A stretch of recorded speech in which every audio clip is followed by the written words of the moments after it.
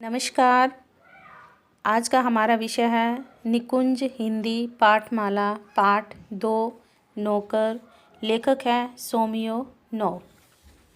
आज इस पाठ के माध्यम से हम नौकर और मालिक के रिश्तों के बारे में जानने की कोशिश करेंगे।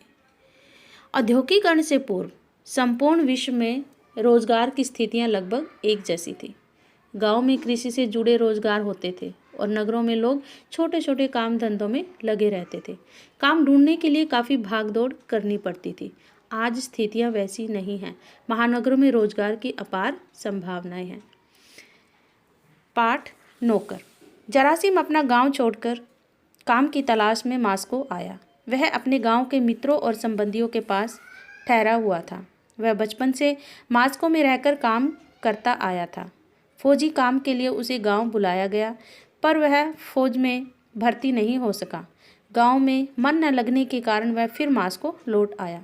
जरासीम अपने गांव के रहने वाले चैगोर दानिलिक के पास गया और उसे बताया कि वह कई सप्ताह से बेरोजगार है। जरासीम ने यह भी बताया कि पुराने मालिक के यहाँ उसकी जगह कोई दूसरा काम करने वाला आ गया है। चैगोर ने उसे मन लगाकर काम न करने के लिए बुरा भला कहा और उसके सामने अपनी प्रशंसा करते हुए कहा कि मेरे मालिक सारोब साहब तो मुझे गांव जाकर लौटने के बाद भी रख लेंगे। फिर चैगोर ने कहा कि अभी मैं मालिक को शहर लेकर जा रहा हूँ, रास्ते में तुम्हारे बारे में बात करूँगा। अभी जो काम कर रहा है वह बहुत बूढ़ा हो गया है। चैगोर ने जरासीम को अगले दिन आने के लिए कहा। मालिक को गाड़ी पर शहर से घर लाते समय चैगोर को लगा कि वे प्रसन्न मुद्रा में हैं, अर्थात वो खुश हैं। उसने जरासीम के बारे में उनसे बात की। अभी काम करने वाले पोलीकार्पिक के काम में बहुत सी कमियां बताई। सारोब 15 वर्ष से अपने यहाँ काम करने वाले नौकर को बुढ़ापे में बेसहारा नहीं करना चाहते थे, पर चैगोर ने अपनी चिकनी चुपड़ी बातों से उन्हें मना लिया। अगले दिन चैगोर जरासीम को लेकर सारोब के पास पहुंचा, जहां उसे ऊपर का काम करने की नौकरी मिल गई। चैगोर को धन्यवाद देकर जरासीम लौट रहा था तो चोगान के कोने पर बनी कोठरी में एक वृद्ध और उसकी पत्नी के बीच में हो रही बात सुनाई पड़ी।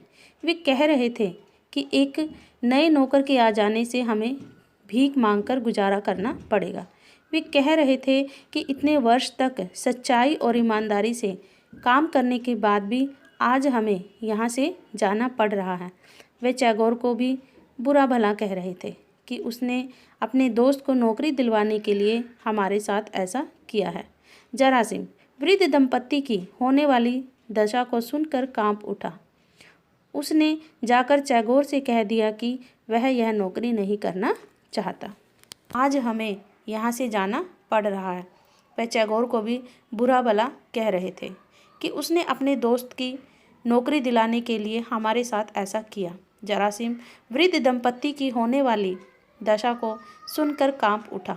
उसने जाकर चैगोर से कह दिया कि वह यह नौकरी नहीं करना चाहता।